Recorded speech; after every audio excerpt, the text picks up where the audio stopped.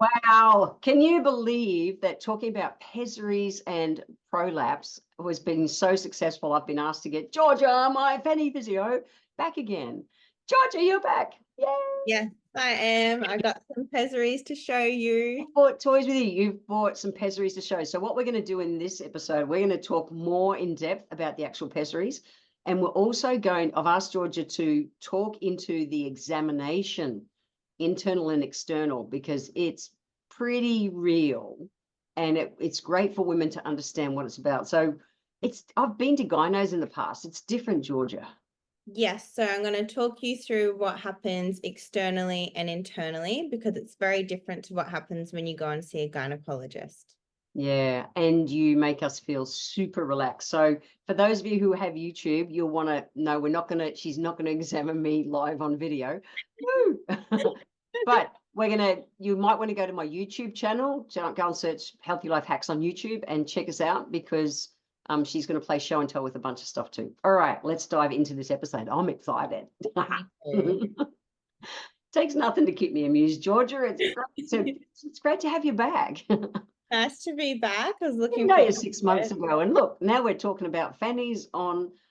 I know, and I brought You everything. bought all I the got toys. all my tools. I got sticks as well and pelvises. All right. So let's start. So because for real, when I came to you and I talked about in the last episode how I needed to get my prolapse more comfortable because I couldn't even sit right when it was hanging down, when in the initial stages. And you went, oh, need a pessary, blah, blah, blah. And you laid out a bunch of them. And I honestly went, what the fuck? You did, I think. You're I like, that's was growing in inside of shock. me. I was in shock. What's that? Now you love it. And You have now, Mark, me. I'm being honest, I can't say I love it. Am I very grateful for it? Yes, like I surfed this morning and I wouldn't be surfing without it. So it's been a learning, it's been a journey, and I'm very, very grateful for it. So, all right. So what have you brought along for show and tell for those playing on YouTube, especially?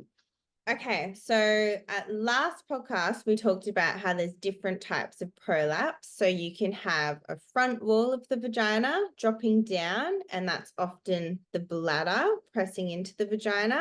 Right. So if I assessed you and you had that, I would give you usually a ring pessary. So they're all different shapes and sizes, but I wanted to show you that this is a ring. And it looks very scary when you look at it like this.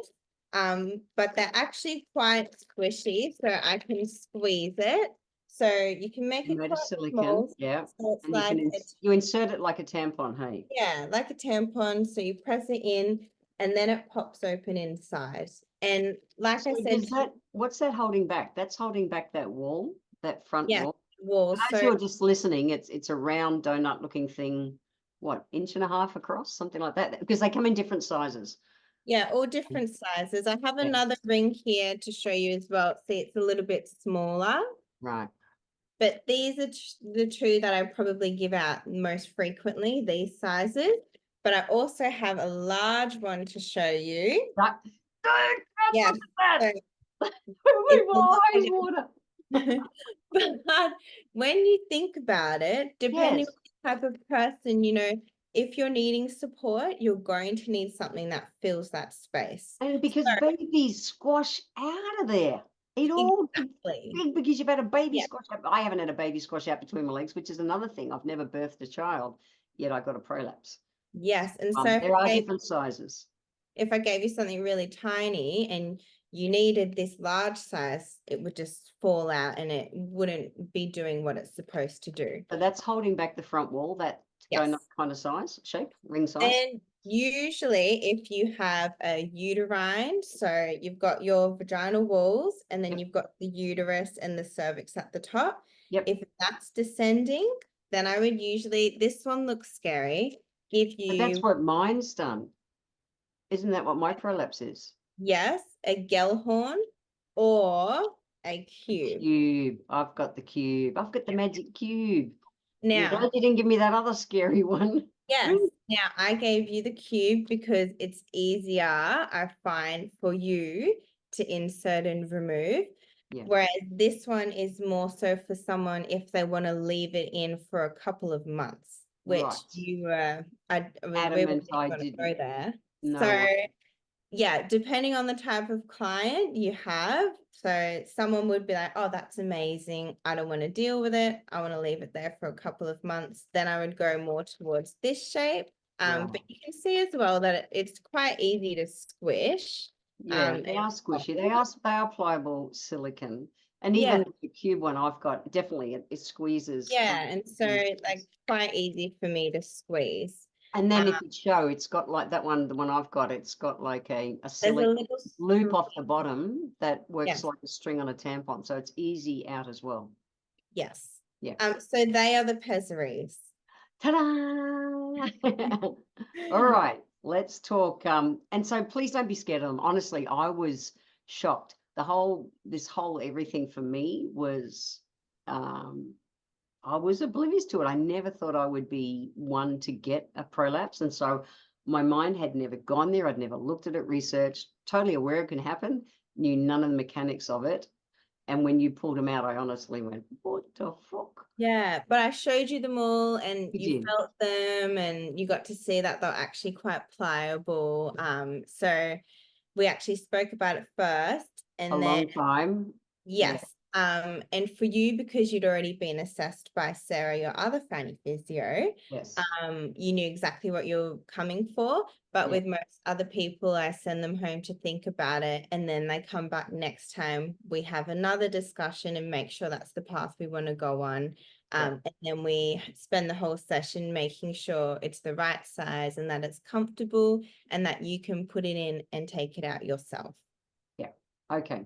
Very cool. So remember, please don't be shy. Go and talk to your women's health physio, which is what I call fanny physios, uh, to uh, to talk about that as an option if you are experiencing P things, urge incontinence, frequency incontinence, or the bulge that, like me, your uterus had decided to want to descend a bit. Yeah. Okay. Cool. We're good. Let's talk the internal. That was another game.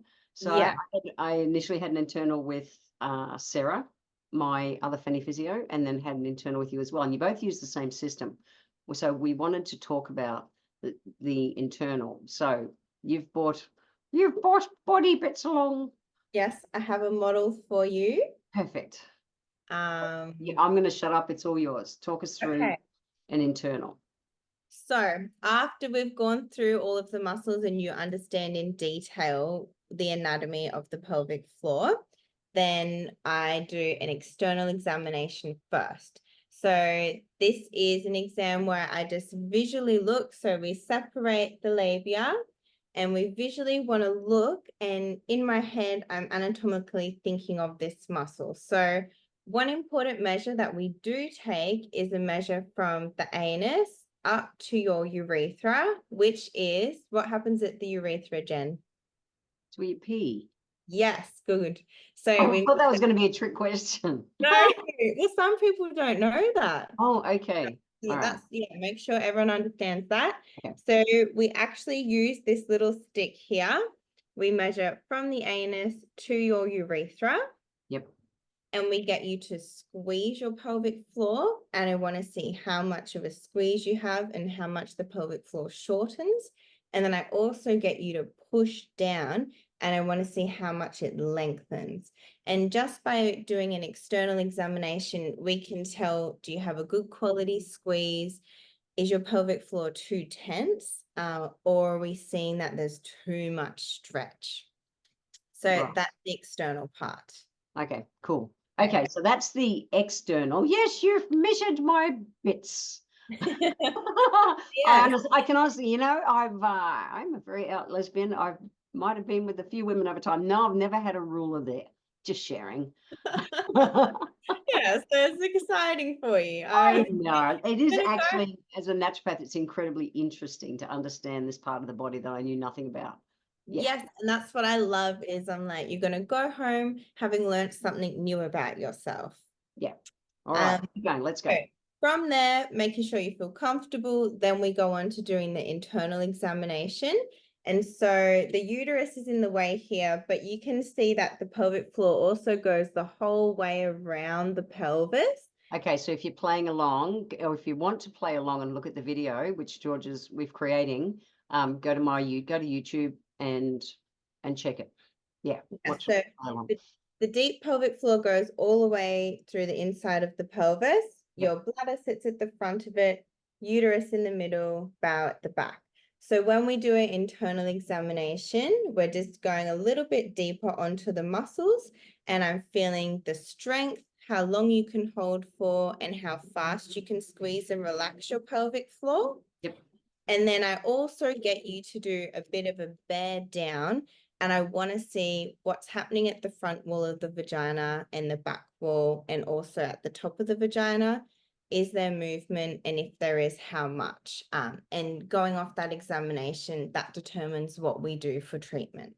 And you're doing that with a gloved finger, for those of you who mightn't have worked that part out. And Yes. so that's what interested me so much, was that I was so tight. And I remember when I had the first exam with Sarah, the pressure points inside me were so sore. I was so tender, like everything was so tight. But yeah, I'd been smashing out Kegels, my version of Kegels, since I'd realized something was wrong and was waiting for an appointment. So I was making it worse. And that's a good point as well. So you came with prolapse concerns, but if you came with pelvic pain or pain with intercourse, I would then actually do a little bit of a different examination. So when we examine girls that have painful intercourse or pain with inserting a tampon, or think they might have an overactive pelvic floor, we actually measure a few different points, and it's a little bit slower, and we make sure that we're very specific on the areas that we're pressing. Right. So yeah, I had no pain, nothing. No, not when you came. I had no pain anywhere and no indicators. But yeah, those pressure points when you touched them. And I remember one stage you gave me homework to do, which was to do one of the pressure points and hold for like 10 seconds and then release it and stuff. So you give exercises for us to do. It's not just Kegels, guys. It's like seriously internal pressure points and things. But your art as human beings, caring human beings, definitely your next level, to be able to make us feel so comfortable in a really vulnerable position. So speaking of vulnerable positions, do you want to talk about when I stand over you? Oh, yes. I can't believe the first time that was asked of me, I went, what? No. But then I came to you for my second appointment. I went, can I just stand over you for a second? Can you just check this? Yes. And once you get used to it, you're like, okay, can you check standing? Can you just check this too? Yeah, check standing. Let's talk about standing, because for real, it's part of it. And again, I'm like, what the fuck? Yes. So we get women to do a standing assessment as well. So I get you to kind of do a wall squat. So leaning against the wall in a bit of a squat position, and the practitioner will be underneath you. And we're also looking at where the vaginal walls are coming to in standing. I usually do it for women that laying down, their prolapse doesn't look to be as bothersome as the symptoms that they're complaining of. So I get them in standing. So the gravity plays the part. That's what you do. Gravity, body weight. Yeah. So if I look and I'm like, oh, I don't know why you're getting such bad symptoms, but then in standing, sometimes they're completely different. And for you, we also had you in standing, making sure that the pessary was sitting in a really good position, not just laying down, but also standing. Yeah, and because I'm straddling a surfboard, and I was honestly worried, and you said, Jen, you have to relax when you're sitting on a surfboard. I was worried I'm straddling a surfboard. This is not too much information. This is real. Depending on what your sport is, you might want to do things where your legs are apart, because my brain thought, this thing's going to come out. And so I was worried that when I'm, sitting across a surfboard that's like 21, 22 inches wide, it's 2 foot wide, that this thing's going to pop out into me wetsuit.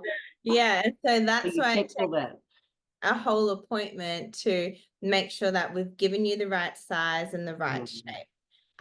But also, if you're uncomfortable doing the standing assessment, you don't have to do that. For some ladies, if you just want to start with the external exam, that's Yep. totally fine. Because what we could tell from you, Jen, straight away when we did this measurement Yep. with the stick, I was like, oh, straight away, I was like, you're too tense. So I could have sent you away to practice that homework and then think about if you wanted an internal exam. Thank you. So being real, I'm postmenopausal. The other thing that I've experienced, which a lot of women have got, is a natural atrophy. Mm-hmm.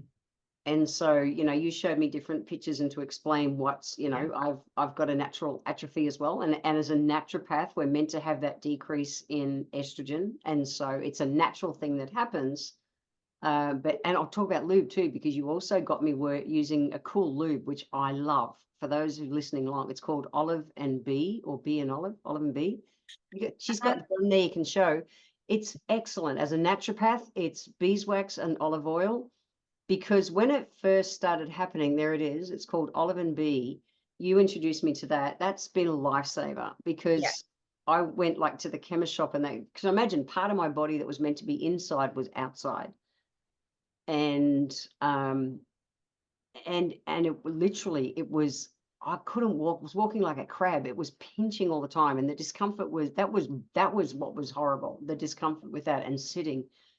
And the lubes and things that I was getting from the chemist shop, all the water-based kind of lubes, didn't cut it. They didn't work, did not work. It was like they almost dried it out more. So the tiniest drop of that's been a godsend. I still use it every day. It just gives me a comfort And little. you use it externally. Externally. Yes, to help with vaginal dryness, which helps with low estrogen. Yeah. That's something we can talk about and identify as well. Yeah. Internally with the Pessary-Zoe, I use a water-based one, like you said. Yes. Yeah. But day-to-day comfort level, I use that every day. It's been so good. So thank you for that. That's good. Cool. All right. So you measure it, you do all the pressure points, all those kind of things. What's and this is something I've had because so many women have just went, Jen, you know, me too, since I've, you know, been so public about this. What's the normal timeline with women? You know, even I said to you, oh, come on, quick, how quick's this going to fix? Because I'm going to do it on Jen's timeline, not yours. There's no set timeline, is there? Because there's so many variables. Yes, everyone's so different. Biggest thing is you really want to focus on your bowel health as well. Yep. Want to make sure that you're avoiding straining and being constipated because that repetitive pressure is not going to help you at all. So looking after your bowels, looking after your weight, so maintaining a healthy BMI. You also want to make sure that you're doing other exercises as well. So you want to be working on your core and working on your glutes to give your whole body support. So it's not just your pelvic floor and the pessary helping you. Yeah. But what they've found in the research is it's new, is about after 2 years, then you have more so a reduction of the prolapse without the pessary in. Right. Yeah. So mine, it lets me know if I'm tired, it drops. If I've had a big busy day, it drops. I can't hold it in. But otherwise, it minds up a good half of the day plus. And it has done, you know, has done complete days up. Yes. I want to beat the statistics. I know. Yes. Simple pleasures. Yeah. All right. What do we want to leave women with? This is real. I looked it up. It's like 1 in 2 or 3 women will get a pelvic floor prolapse of some description in their lifetime, particularly over 50. It's way bigger. So let's leave women with the message that it's never too late or too early to go and seek help. So if you have symptoms, but you don't have them every day and they bother you, go and ask for guidance and help and a bit of reassurance. If you've had your symptoms for a long time and you feel like it's too far gone, there's so many things we can do to help you. yeah, I agree. I had a girlfriend of mine who didn't know anything about, no, she came to me after I came out about mine, about my prolapse. It sounded funny how you said I know, that. I came out as being gay. This is scarier than coming out as being gay. It really was. Very vulnerable. Anyway, but she'd been peeing herself for 18 years. Wow. She went and saw Dr. Sarah Matten, my other fanny physio, who just works a little bit different to you. And that's why I see both of you. Yeah. 4 treatments. Wow. She would pee in herself every day, 4 treatments after That's 18 years of peeing herself. That's insane. Yeah, and she probably thought, one, I don't want to tell anyone. Absolutely. I'm embarrassed that I have been putting up with this for so long. And also she probably didn't know who to go and ask. Absolutely. Yeah. So you guys, you do such good work. So thank you. I hope that's been of help, everyone. What's the best way to follow you, find you? And because I play along, I talked about it on the last episode. I like watching your reels and posts that you do to say, here, let's play along. Let's do, 5 seconds and 10 fast ones. And I play along when you do those. So what's the best way for people to follow you? So to follow me, you can follow me on Instagram, or my Facebook is the same. It's Women's Wellness Project. That's it. It's not Fanny Physios. It's Women's Wellness Project. And you're an amazing Pilates instructor as well, and you do so much with pregnant women and women's health. It's not just pelvic floor stuff that Georgia does on her. If you go and follow her on the socials and things, she's got a ton of information out there. So go and check her out. Follow her and play along. That's it. We're cool. Thank you. It's such a great service that you do, and thank you for being open to doing this with me. I really appreciate being able to help other women with this. Thank you. I'm so glad to be on here educating everyone. Cool. Thank you. See you guys.